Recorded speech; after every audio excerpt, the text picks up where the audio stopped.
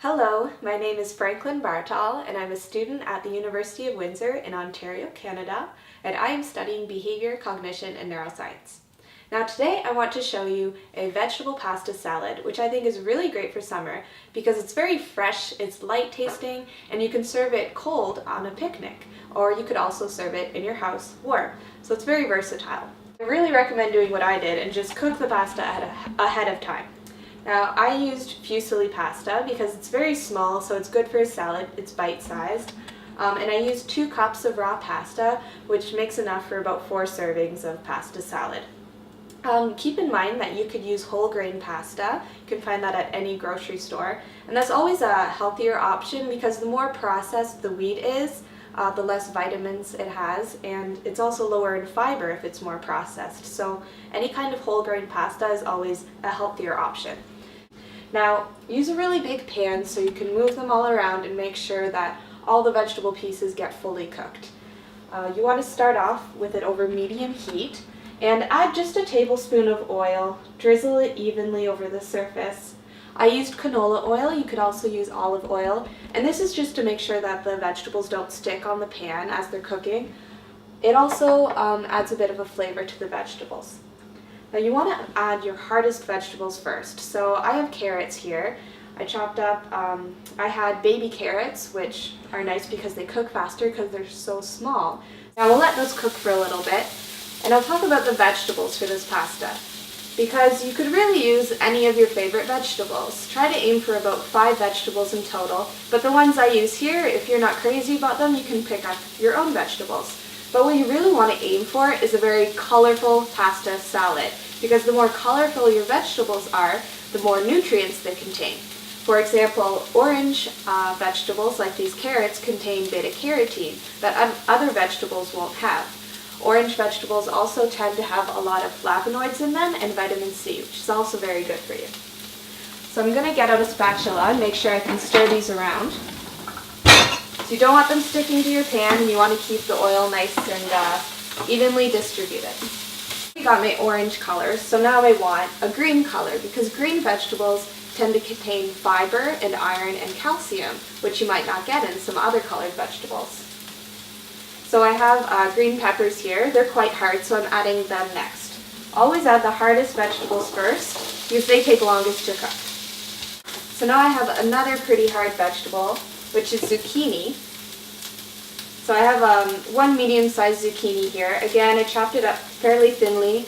I chopped it into little semicircles, which cook fairly well on all sides, and then they're nice and bite-sized. So I have orange, I have green. Now I need another color, so I chose red. So we're going to add tomatoes. Now, red vegetables, especially tomatoes, they tend to be high in vitamin C and vitamin A, which are both very good for you. There you go. They also contain many antioxidants, which you probably heard on the news are very good for fighting cancer. Now my last vegetable I chose are mushrooms. So I used 4 medium-sized mushrooms. You can choose your favorite kind. I used the bell mushrooms, but your favorite kind of mushroom is fine. And like the tomatoes, these are very soft, so they don't take too long to cook, so you can add them near the end. I find mushrooms are very good if you have a vegetarian dish like this one because they have that umami taste. So if someone's really missing meat, the mushrooms really help make up for that. They have a very similar taste to meat. So we'll let those cook. But lastly, you want to add your sauce. So for this dish, I have a tomato sauce with some cream cheese in it. And I used just a tablespoon of light spreadable cream cheese. You can get it light or even fat-free. And this just adds a bit of flavor to the dish, so if you're tired of just having your regular pasta tomato sauce, this adds something a little bit different. Now, if you're bringing this to the beach, you have to be really careful because, of course, cream cheese is dairy, and that can spoil. So if you're not sure that you can keep this pasta salad very cold and very safe from spoilage, then you want to omit the cream cheese because dairy tends to spoil more easily, so you'll probably just want to go with your regular tomato sauce in that case. And we're using half a cup of tomato sauce. And nowadays you can get tomato sauce which is low in sodium, which is always great because we get a lot of salt in our food, so low in sodium is fantastic. It's also low in fat, which is great. Alright, so now I'm going to add my cream cheese. Again, just a tablespoon. Now if you like Greek yogurt, you could also try that, just a tablespoon. And you want to get it in there and let it melt on the pan. So I'm just going to move it around, and it melts pretty quickly. It also helps if you take the tablespoon of cream cheese out of the fridge a few minutes before you start, so it's not a really cold thing hitting a really hot pan. Sometimes that might make dairy curdle, which you don't want. So this is melting really nicely because it was still a little cold, but it wasn't freezing. And I'm just spreading it around the pan. Alright. And now lastly, I'm adding half a cup of tomato sauce. So now I have a really big pan here, so I'm going to find it easiest to just dump the pasta in and mix it all around. Get the vegetables and the sauce really mixed in well with the pasta.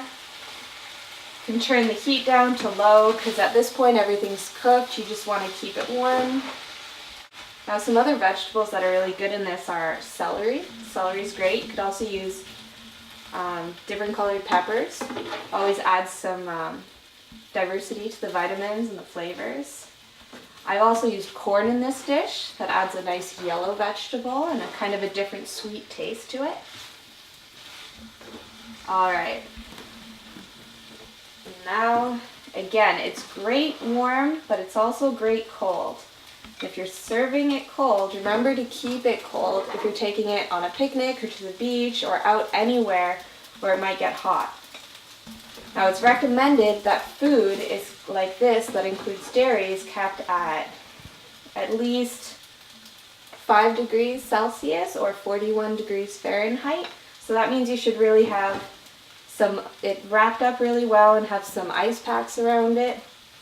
And don't leave the food out in the hot sun or in the middle of a very hot car. That's bad too. It'll spoil and you don't want to get sick. Okay. So now here's the final product. It's a very colorful pasta. Again, it's really good hot. If you want to save it for a picnic, you can try, but it smells pretty good, so you might want to try it right away.